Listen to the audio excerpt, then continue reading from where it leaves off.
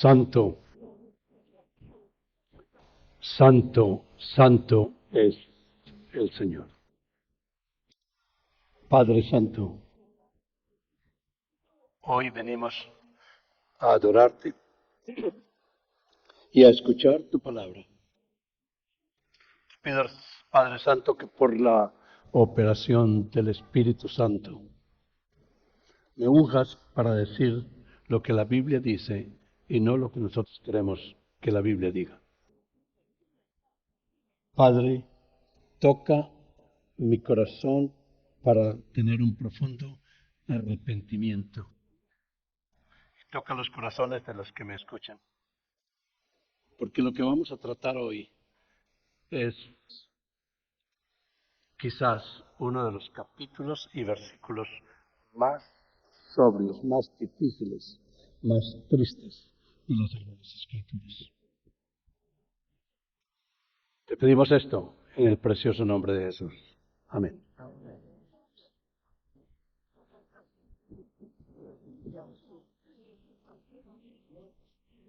Señor, Señor, ¿no profetizamos en tu nombre? Y en tu nombre echamos fuera demonios y en tu nombre hicimos muchos milagros. Y entonces les declararé, nunca te conocí. Apartaos de mí, hacedores de maldad. Este es el versículo más triste de toda la Biblia. Cuando una persona cree que es cristiano y está engañado a sí mismo y llega a golpear a la puerta del cielo y gritar, Señor, Señor, Señor, y oír la respuesta, vete al infierno que he preparado para ti y para los diablos y sus ángeles. No te conozco, nunca te he conocido.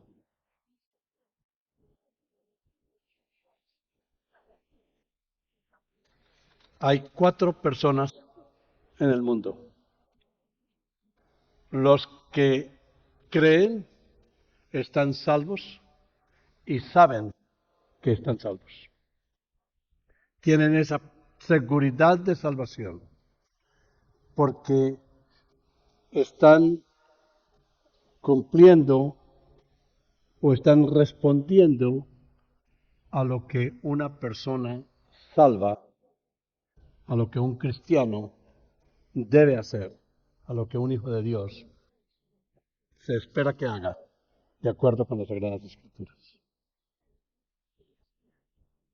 En el capítulo 14 de Juan, versículo 15, dice, si me amas, cumple mis mandamientos, obedéceme.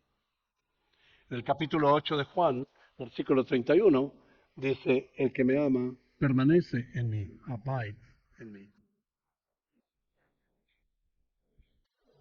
Esta expresión doble está usado en todas las escrituras para expresar un conocimiento íntimo, un conocimiento familiar de alguien que amamos. El Señor Jesús dice a alguien en el Evangelio, Marta, Marta, Marta, Marta. Es una expresión de conocimiento, de cariño. Llamarlos por el nombre. Cuando el Señor llamó a Moisés, Moisés, Moisés. Cuando envió a Jacob a Egipto, Jacob, Jacob. Abraham, Abraham. Samuel, Samuel, Samuel. Cuando la conversión de Pablo, Saúl, Saúl. Y cuando Jesús estaba en la cruz, se dirigió a alguien que él conocía bien y que amaba. y que ama. Y no se pudo referir a él como papá, sino se refirió, Dios mío, ¿por qué me has abandonado? Doble expresión. Al llegar a la eternidad y pensar que puede entrar a la eternidad, porque puede decir Señor, Señor, y escuchar del Padre decir no te conozco, y ver al lado suyo o al lado de la persona que llega lo terrible del infierno, las expresiones que Jesús dijo del infierno, donde la amargura, la tristeza, la ira, la envidia de los que están en el cielo, donde no hay ni un solo momento de paz ni tranquilidad. Está esperándolo al oír la voz, vete al infierno, no te conozco. La segunda persona, el grupo de personas, son aquellos que no creen, son impíos y saben que van al infierno.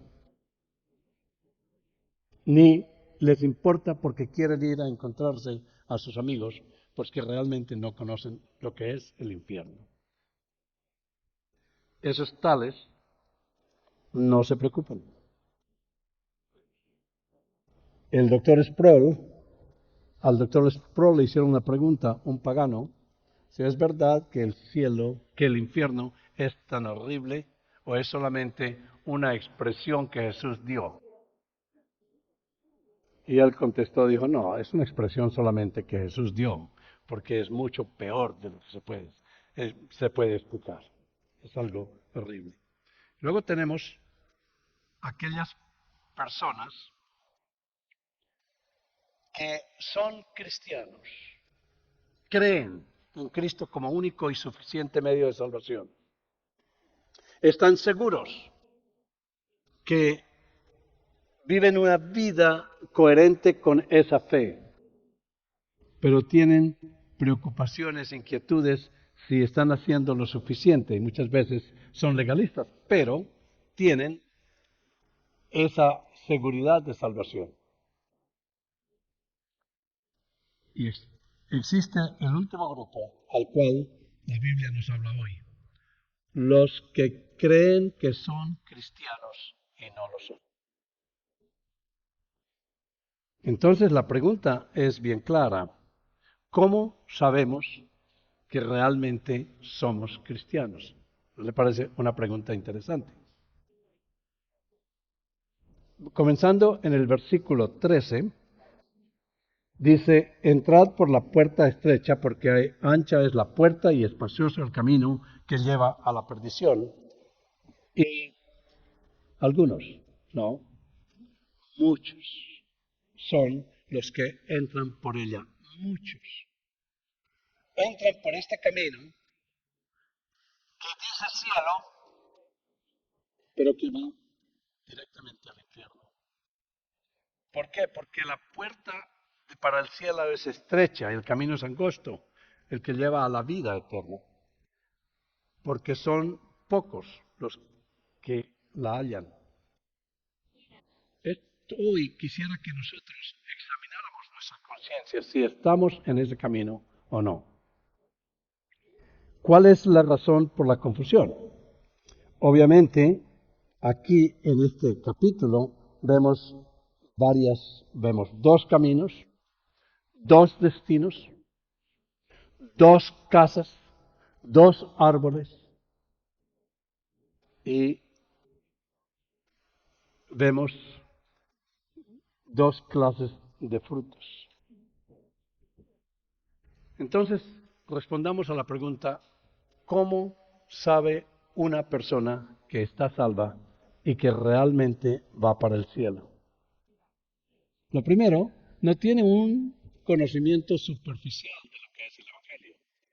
Debes conocer cuál es el Evangelio, qué es el Evangelio. Como director del seminario, siempre que doy conferencias les ruego encarecidamente a los pastores y a las personas que en cualquier enseñanza, en cualquier momento, presenten el Evangelio. Es triste que un judío que no conoce a Cristo, o que un musulmán que no conoce a Cristo, o una religión que no cristiana, que vaya al infierno.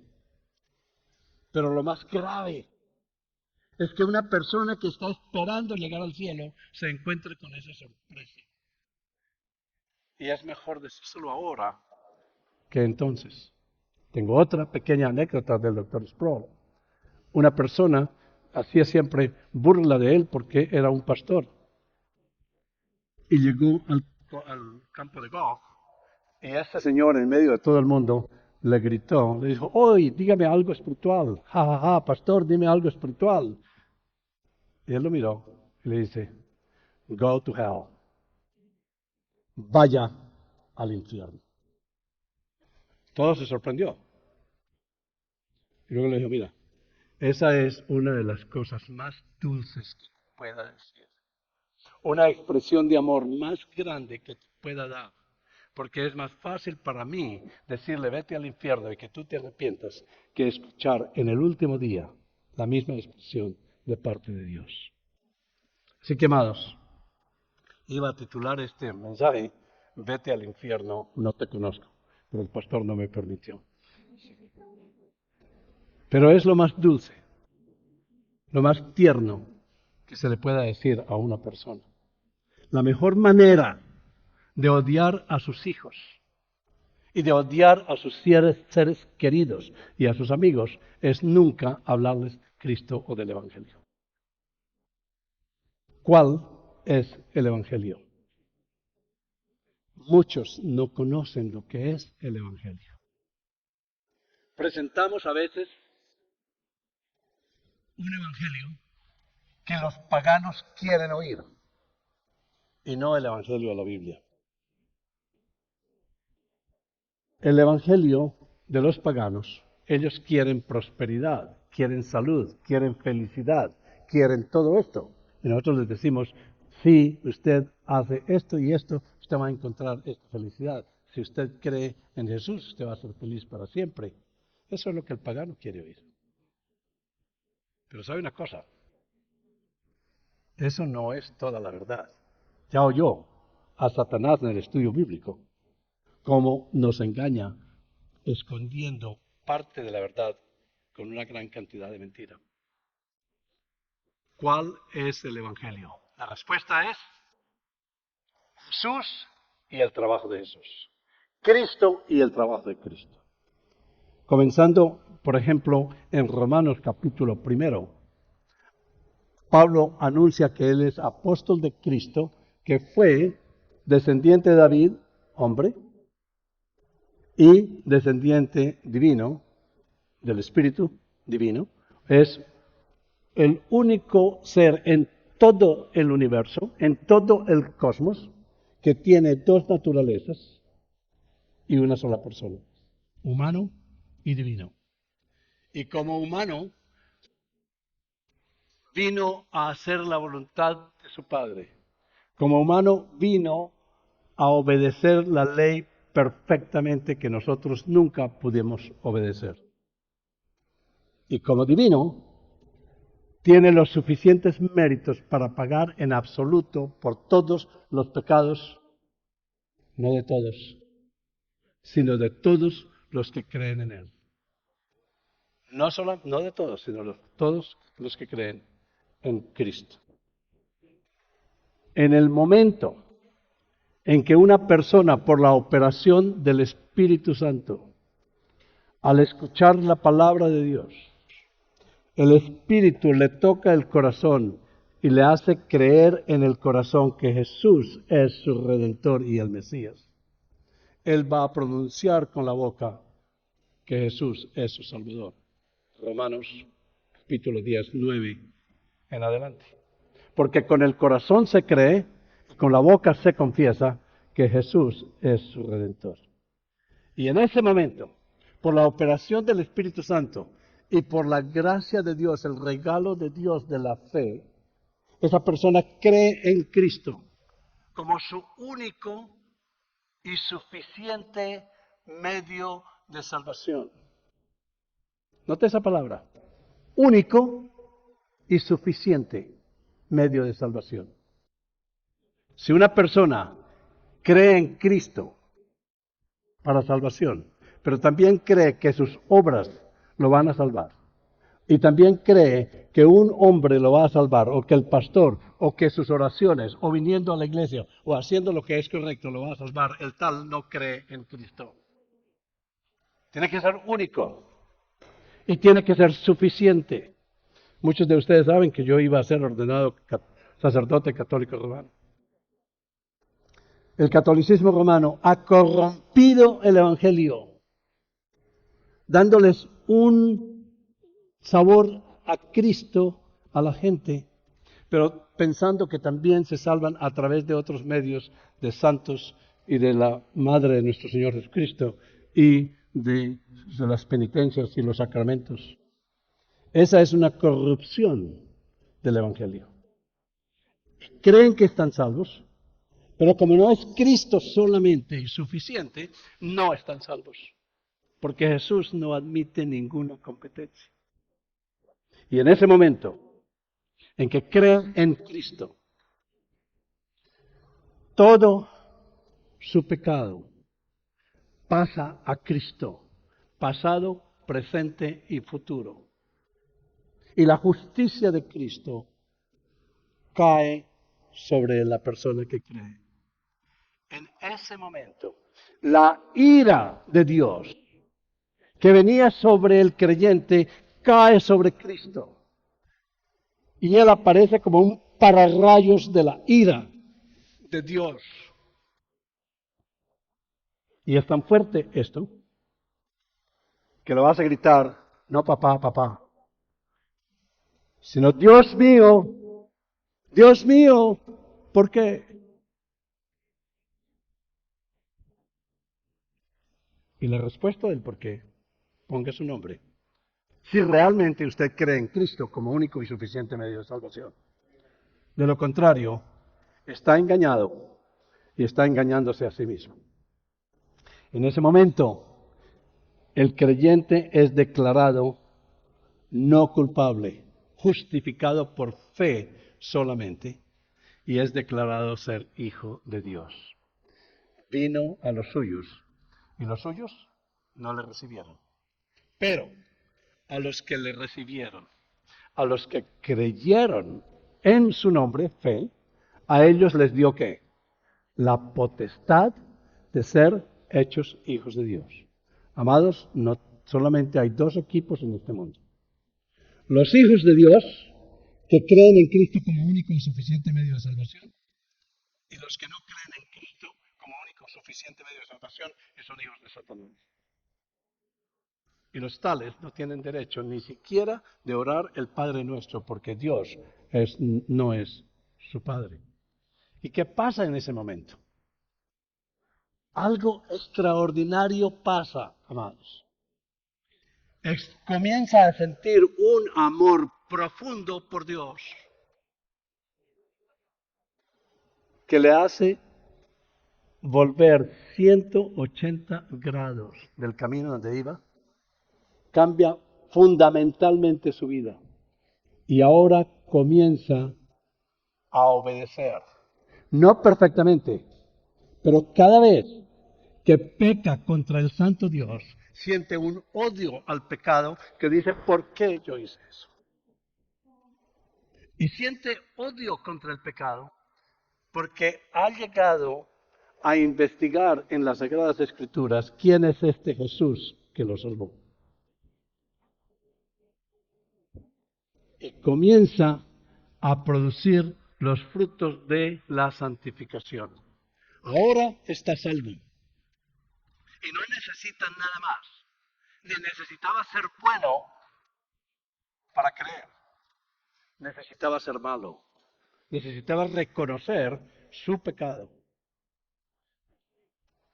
Ahora que está salvo, comienza el proceso de santificación. Y aquí es donde el Evangelio nos dice, los árboles buenos van a producir frutos buenos. No puede el buen árbol dar malos frutos, ni el árbol malo dar frutos buenos. ¿Cómo sabe que usted y yo somos cristianos? Por los frutos lo reconocerán. No quiere decir que los frutos lo vayan a salvar. Lo que lo salva es la fe en Cristo. Pero una vez que tiene fe, va a vivir una vida de arrepentimiento. Va a sentir un gran dolor y nostalgia, ira cuando peca. Y ve venir los pecados pequeños como serpientes grandes y los va a reconocer. Vive una vida en la presencia de Dios. El que en mí cree, vive en mí. Eso es lo que el Señor está diciendo. ¿Qué más otros frutos va a producir? Primero que todo, conoce el Evangelio. Conoce que su casa está edificada no sobre arena, sino una roca. Jesús es la roca. ¿Sabe por qué está salvo? Por el trabajo de Jesús. Y nunca se avergüenza de ese evangelio porque es poder de Dios para salvación. ¿Cuál es ese evangelio? Jesús y su obra, que cumplió el trabajo perfecto. Luego, siente y vive ese arrepentimiento. Ve su vida pasada y le dan unos tremendos deseos de vomitar. No quiere ser como el perro que se devuelve a tragar su vómito, ni como un cerdo que lo lavan y normalmente vuelve al lodo. Nota, siente odio, ve el pecado como algo horrible. Y no solamente lo hace por contrición, no por atrición, no por el temor al infierno, sino lo hace porque está profundamente enamorado de este santo Dios que lo salvó.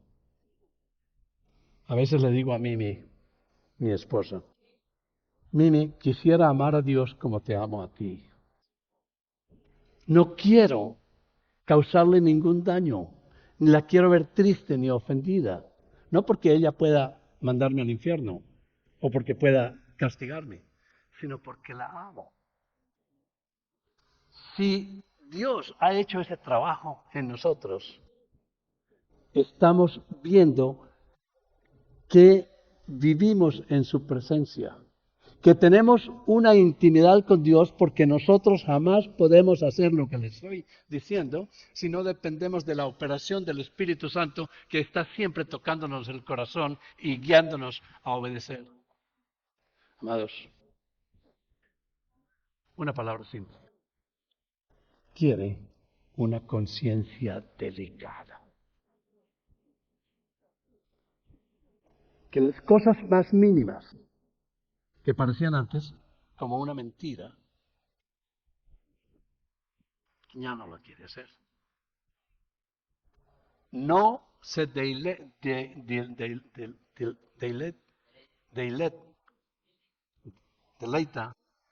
en el pecado, se deleita en Dios. Sabe que Dios está sonriendo sobre lo que está haciendo. Y eso no es siempre fácil, pero es fácil si comienza con esa práctica. Primero entonces, va a sentir un profundo amor por Dios. Va a sentir un profundo amor por conocer a Dios. Lee su Biblia. Va a tener un tremendo deseo de gastar tiempo con Dios. Si no tiene 5 o 10 minutos para Dios, usted y yo no tendremos intimidad con Dios, por cual no nos conoce.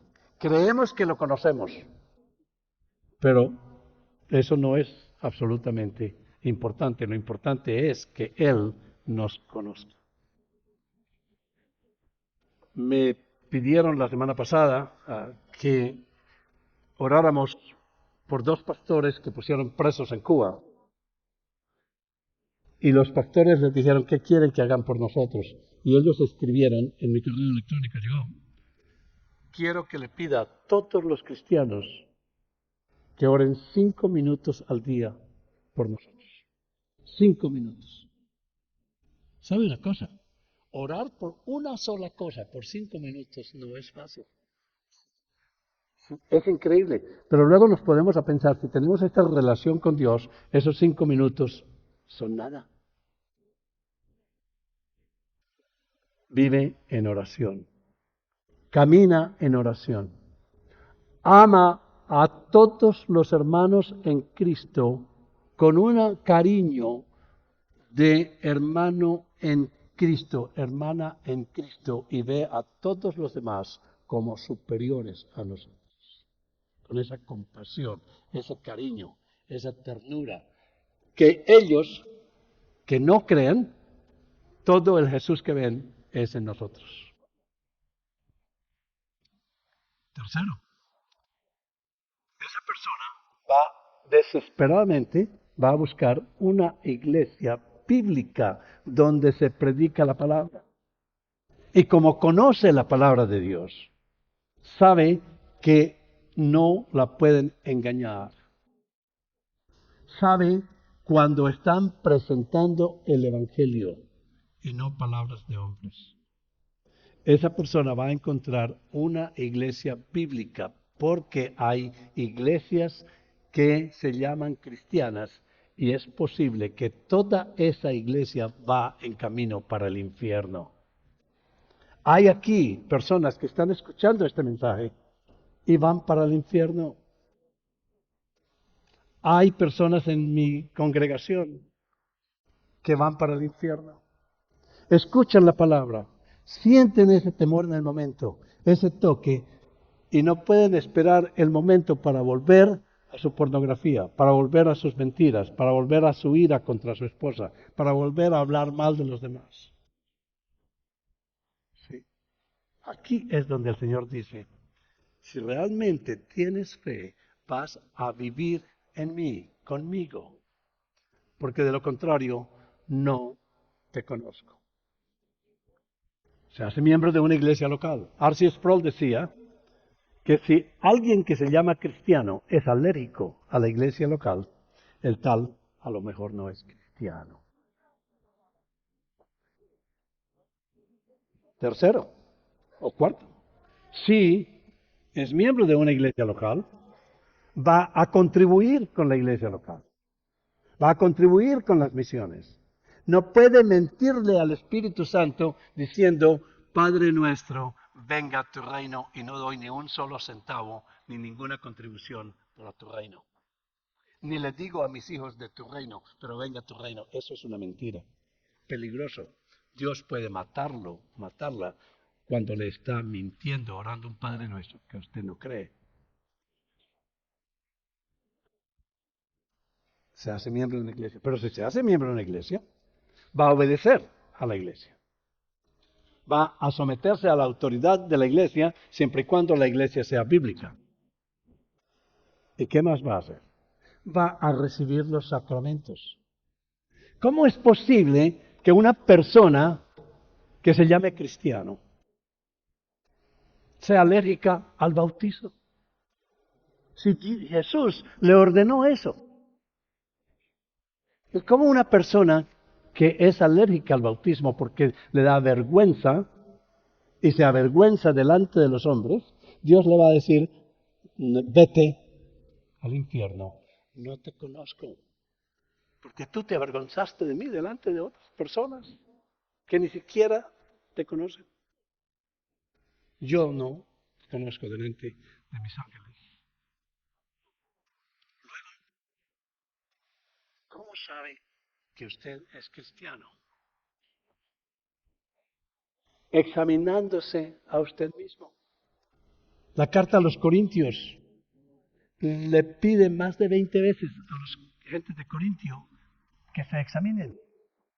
Cuando toman la Santa Cena, es uno de los momentos más preciosos, para examinarse si realmente es cristiano o no. Yo no sé qué hacen acá, pero la Santa Cena debe ser cuidada. Hermanos, esta cena no es para todos. Es solamente para los cristianos.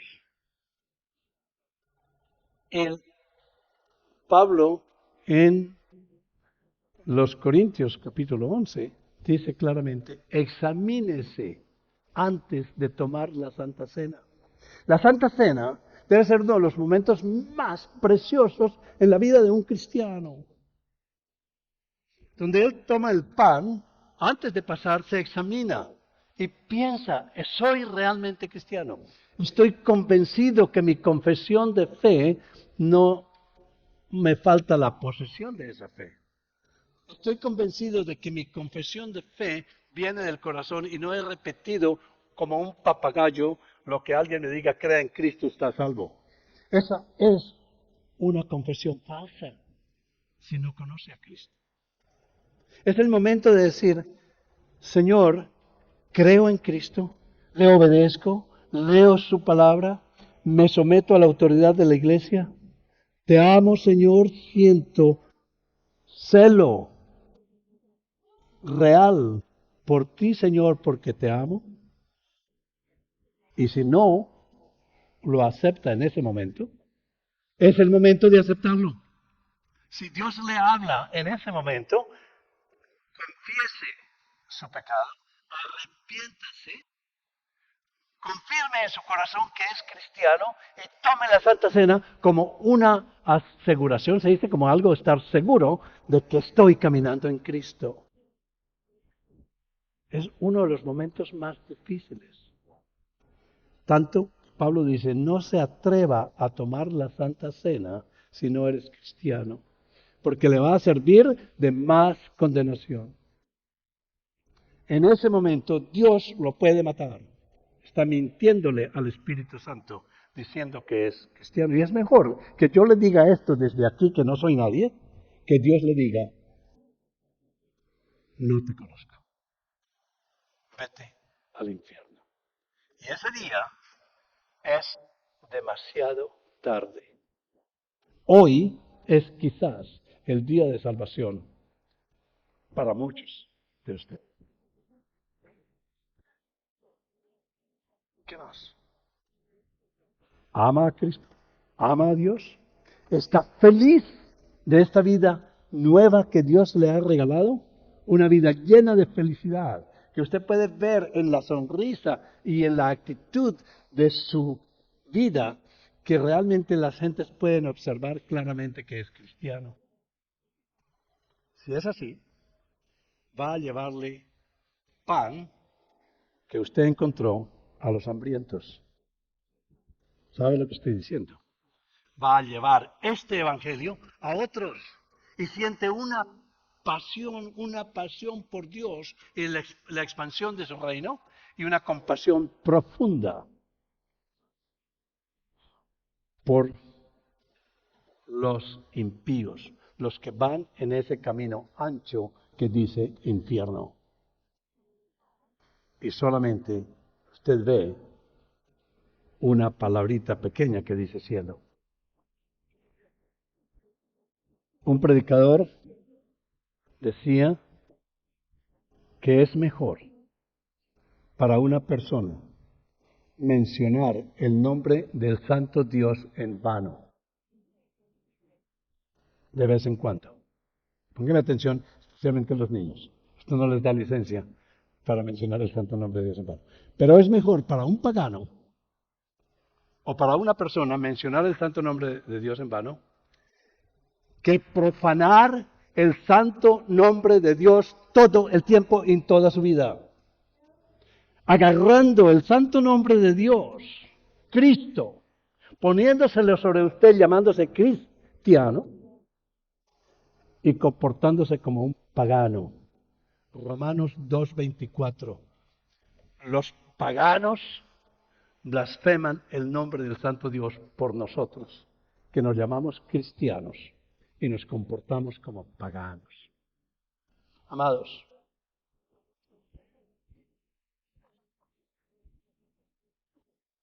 Dios sabe quién es usted. Y usted sabe si está caminando con Dios. Pero tenga cuidado, especialmente cuando llega a la Santa Cena. No se atreva a tomar la Santa Cena si usted no es miembro de una iglesia bíblica o tiene o no está bajo disciplina. No se atreva a tomar la Santa Cena si usted no es cristiano y todavía tampoco ha recibido el bautizo. Y no comprendo por qué no. No se atreva. Porque en el momento en que Judas tomó el pan y se lo comió, ¿quién entró en su corazón? Satanás. Y salió y hubo oscuridad para siempre. Y todavía Judas está bajo la oscuridad.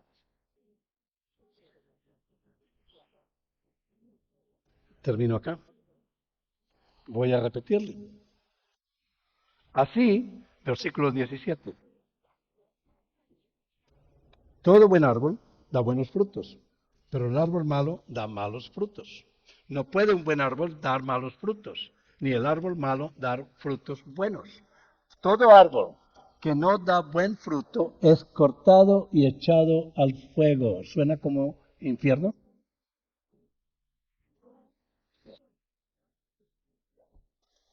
Así que por sus frutos no lo conocerán. Por sus frutos usted se va a conocer a sí mismo. ¿Quién eres?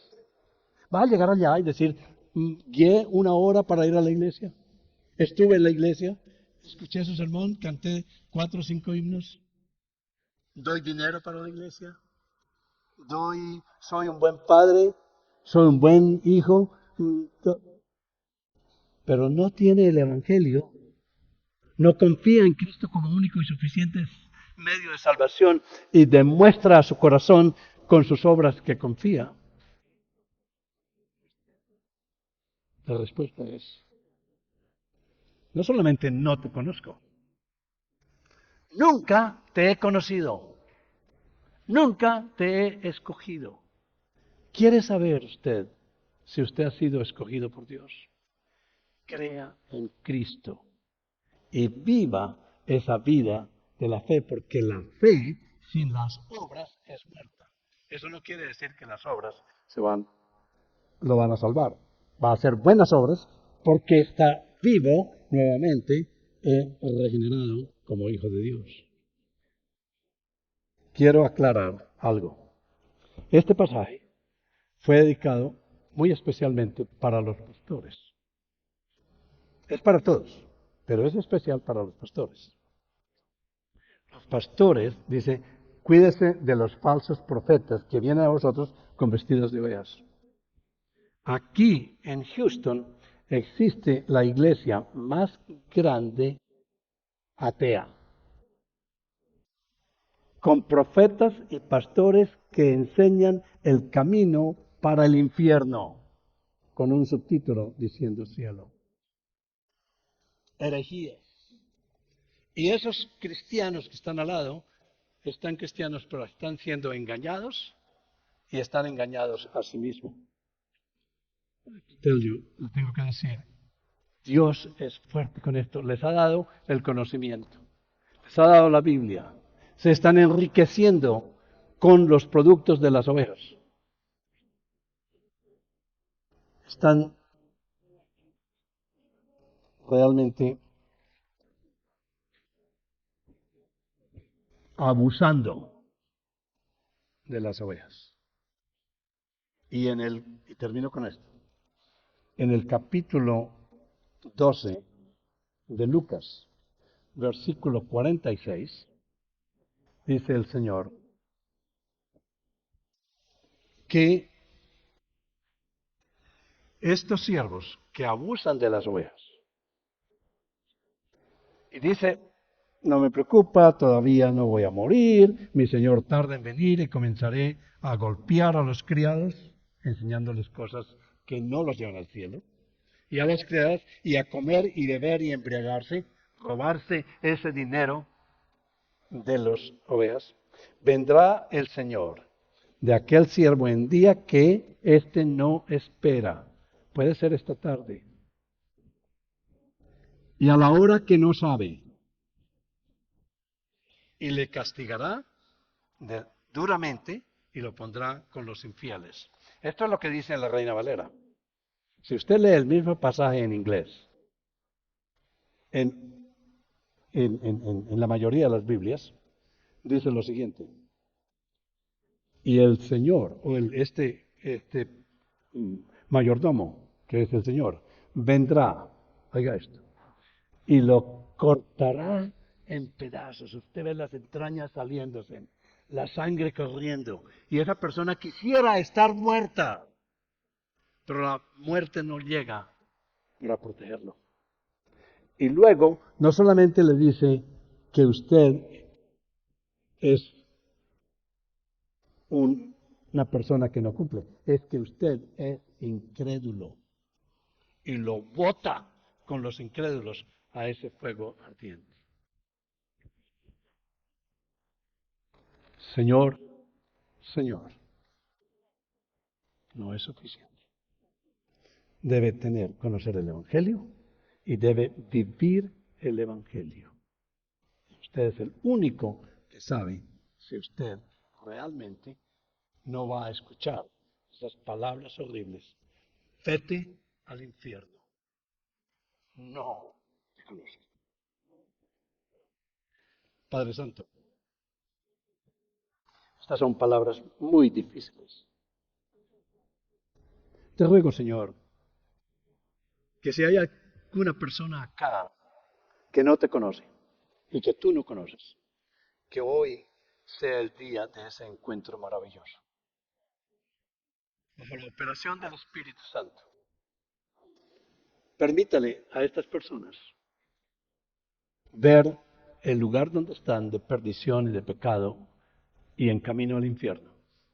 Y que hoy, por tu gran misericordia, y tú sabes tener misericordia del quien tú quieras tener misericordia, que hoy sea el día de salvación para esas personas, que lleguen al conocimiento de Cristo, se arrepientan, que su corazón confiese a Cristo como único y suficiente medio de salvación y con la boca declaren esto, Señor, para una felicidad eterna y para tu gloria. Te lo pedimos en el precioso nombre de Jesús. Amén.